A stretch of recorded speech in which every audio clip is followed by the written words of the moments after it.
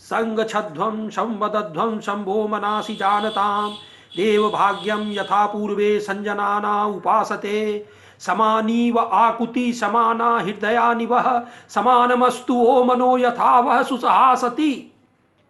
ऋषियों ने करीब 15,000 साल पहले इन ऋचाओं के माध्यम से पृथ्वी के वासियों को एक समाज बनाने का आह्वान किया था जहां किसी का शोषण न हो। लेकिन आज तक हम पृथ्वीवासी ऐसे समाज की रचना न कर पाए।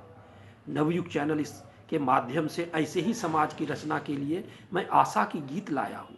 हमारे गुरु श्री श्री आनंद मूर्ति जी द्वारा बताए गए सिद्धांतों के आधार पर ज्वलंत मुद्दों पर मैं अपनी बात रखूंगा ताकि हम अपने ऋषियों के द्वारा कल्पना किए गए समाज की। आज का विषय है जॉब क्रिएशन का भाग 5वां।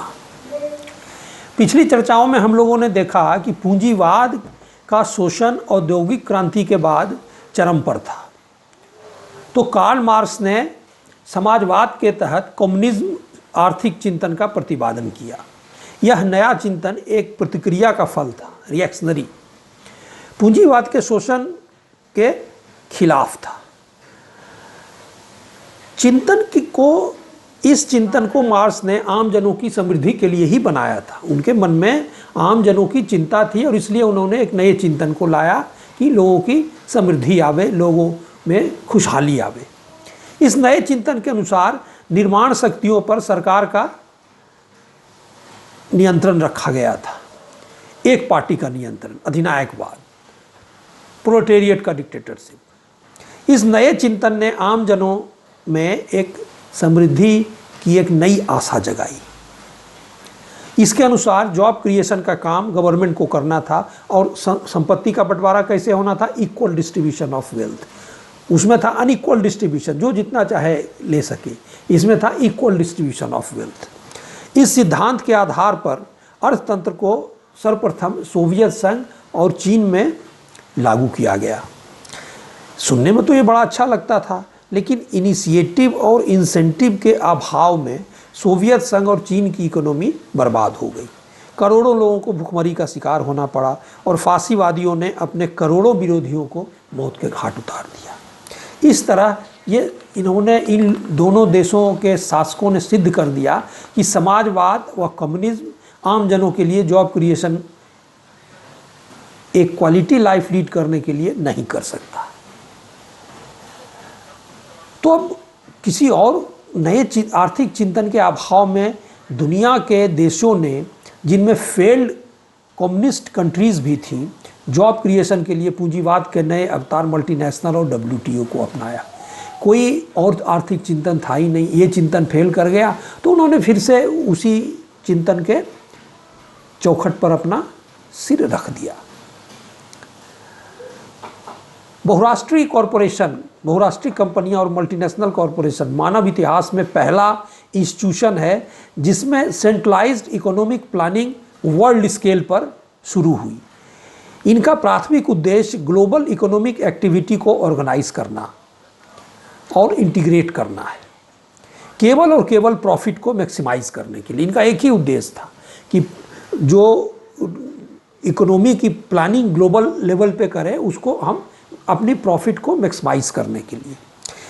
इनका हर एक हिस्सा क्योंकि इनके यूनिट जो है कई देशों में होते हैं, तो इनका हर एक हिस्सा पूरे ऑर्गेनाइजेशन को सर्व करता है, अलग अलग उद्देश्य नहीं रखता है।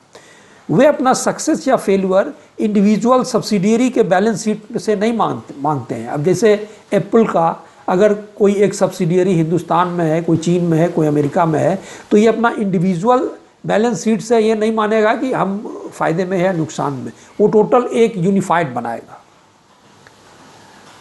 वो मापते हैं ग्लोबल प्रॉफिट और ग्लोबल मार्केट के शेयर की वृद्धि से। पूंजीवाद चिंतन में औद्योगिक क्रांति और नेशन स्टेट बनने के बाद इतिहास में ये सबसे बड़ा ऑर्गेनाइजेशनल रेवोल्यूशन हुआ। ये बहुत बड़ा एक ऑर्गेनाइजेशनल रेवोल्यूशन था। ये कंपनियां पूरे विश्व में संपत्ति के क्रिएशन के साधन को नियंत्रित करती हैं। इन कंपनियों के डिसीजन आम जन के जीवन पर देशों के निर्णयों से ज़्यादा महत्व रखते हैं। इन बहुराष्ट्रीय कंपनियों ने निर्माण व वित्त के क्षेत्र का वैश्वीकरण कर दिया।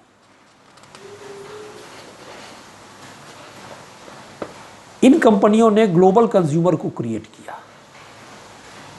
किस तरह? अब लोकल रिक्वायरमेंट के कंज्यूमर प्रोडक्ट्स नहीं बनते हैं, बल्कि प्रोडक्ट्स को फ़ायदे के लिए बनाकर, ये इनका उद्देश्य है कि ऐसे प्रोडक्ट को बनाए जिसमें हमारा फ़ायदा हो, कोई सामाजिक उद्देश्य, कोई देश हित, ये सब नहीं है। कंज्यूमर प्रोडक्ट्स को फ़ायदे के लिए बनाकर संचार माध्यम में यही कंट्रोल करते हैं। संचार माध्यमों के द्वारा ग्लोबल कंज्यूमर पैदा करते हैं।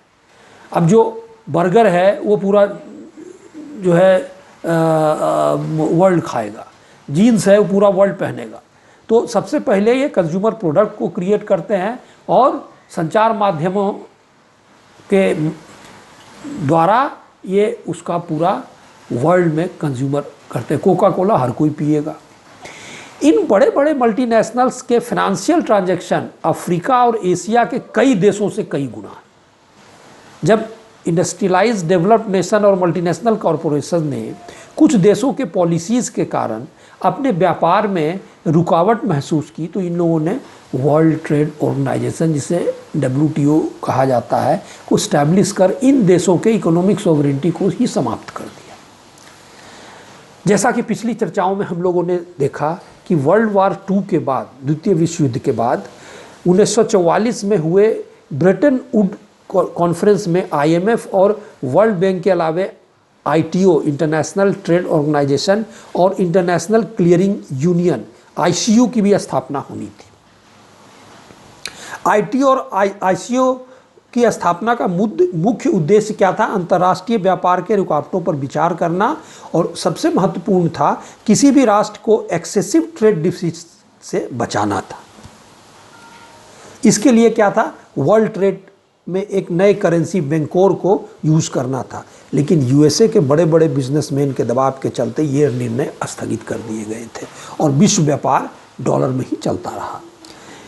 इंटरनेशनल ट्रेड के बारे में एक डिस्कशन फोरम की तरह ITO की स्थापना तो नहीं हुई और ICO, इंटरनेशनल क्लियरिंग यूनियन की, लेकिन एक डिस्कशन के लिए उन्होंने एक ऑर्गेनाइजेशन को इस्टेब्लिश किया, एक संगठन को स्थापना की गई, वो थी GATT, general agreement on trade and tariff.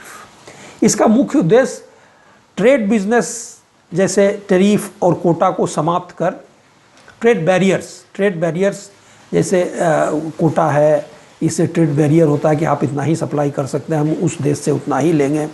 Tariff, आपने 300% जो है कस्टम ड्यूटी कर दिया, तो उससे आप जो बाहर से सप्लाई हो रहा है उसका दाम बढ़ गया।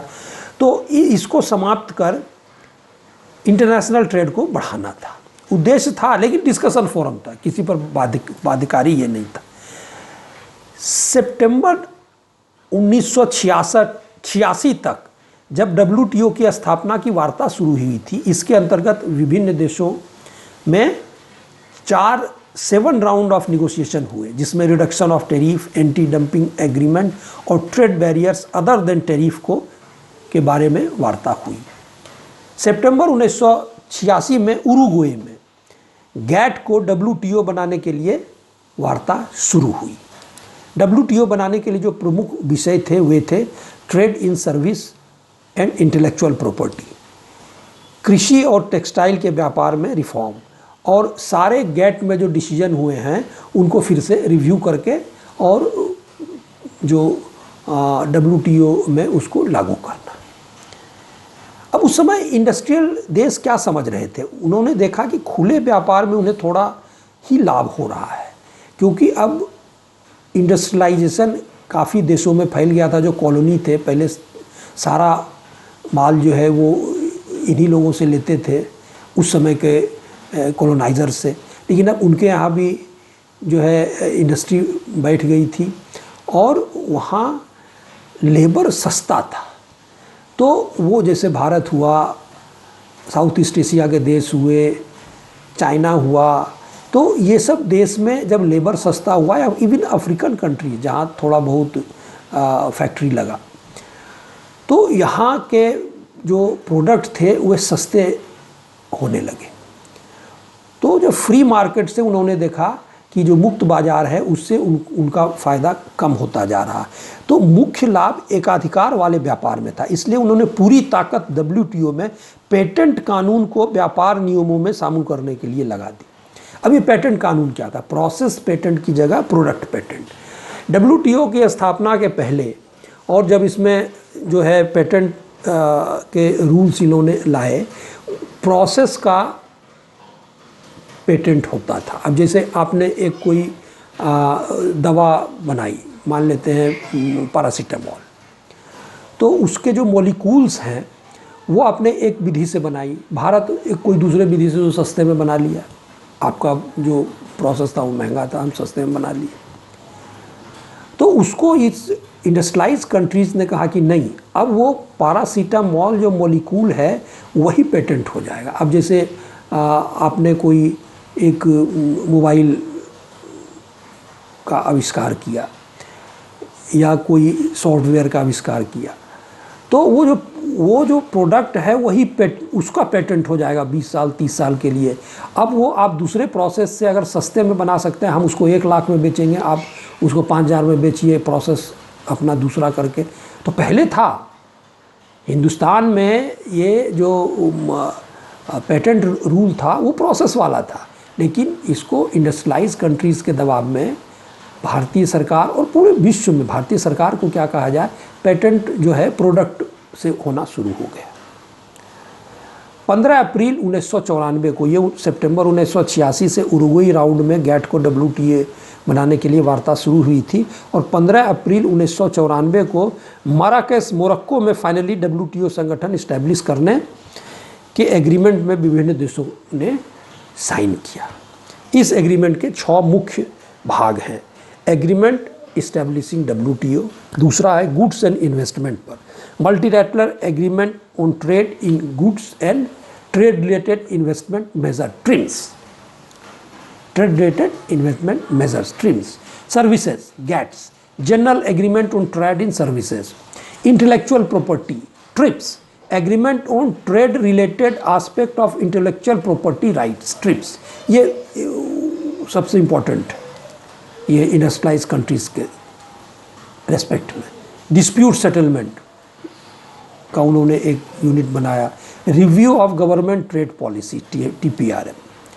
WTO धनी देशों के लिए एक ऐसा मंच सिद्ध हो रहा है जिसके माध्यम से वे अपने द्वारा निर्धारित आदर्शों पर निर्धन देशों को चलने के लिए मजबूर कर रहे हैं, विवश कर रहे हैं। WTO इस्टेब्लिश करने के सारे नियमों को बनाने में कहीं भी पब्लिक द्वारा चुने हुए जनप्रतिनिधियों का योगदान नहीं है, ये फैक्ट है। सारे नियम बड़ी बड़े मल्टीनेशनल के कर्ता धर्ता और पूंजीपतियों के सहमति से बना। इवन USA में, this is a fact, Congress ने जब इस पर मुहर लगाई तो 99% सदस्यों को इसके बारे में कुछ भी पता नहीं था। वो मोटे मोटे जो इसके रूल्स रेगुलेशन WTO के थे वो किसी के समझ में ना आ रहा था, ना उन लोगों ने इसको देखा था। ये वहीं के NGOs आदि ने जो उन्होंने लोगों से पूछताछ कर बताया था, क्योंकि एक NGO ने क्या किया था कि कुछ क्वेश्चनर बनाए और कांग्रेस के प्रतिनिधि को बोला कि जो इसके 90% भी आंसर दे देगा उसको हम इतना लाख डॉलर देंगे। कोई सामने नहीं आया।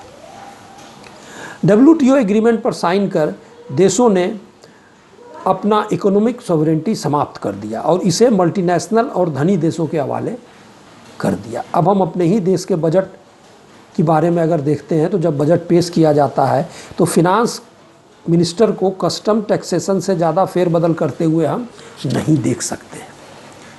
WTO के नियमों के अनुसार ही हम चीन से खिलौना लेने को लिए भी मजबूर हैं। क्या हम यहाँ खिलौना नहीं बना सकते हैं? और ट्रेड डिफिसिट हमारा चीन से कितना है? $70 बिलियन है। अगर हम टैरिफ में हेरफेर करते हैं और कोई भी देश डिस्प्यूट को WTO के डिस्प्यूट सेटलमेंट यूनिट में पहुंचा दे सकता है, कोई भी देश। और डिस्प्यूट सेटलमेंट के डिसीजन करता एक तो आप देखिए कोई भी जनप्रतिनिधि नहीं होते हैं, बल्कि कुछ एक्स ब्यूरोक्रेट्स होते हैं जो मल्टीनेशनल कंपनी में भी काम किए रहते हैं। इनका डिसीजन बाइंडिंग होता है। तो हमारी सॉवरेनिटी क्या रहे? इस तरह देशों ने अपना इकोनॉमिक सॉवरेंटी WTO में गिरवी रख दिया है। WTO के साथ ब्रिटेन वुड कॉन्फ्रेंस 44 में फैसला लिया हुआ इंटरनेशनल क्लियरिंग यूनियन की स्थापना नहीं होने के कारण आज चाइना ने पूरे इंटरनेशनल ट्रेड पर लगभग एकाधिकार करते हुए सभी देशों के साथ ट्रेड सरप्लस रखा हुआ है। अब हम अगले चर्चा में जो अभी लेटेस्ट जो पूंजीवाद पर धक्का बहुत बड़ा लगा है कोविड-19 के चलते, इकोनॉमी पर क्या धक्का लगा है उसका विश्लेषण करें।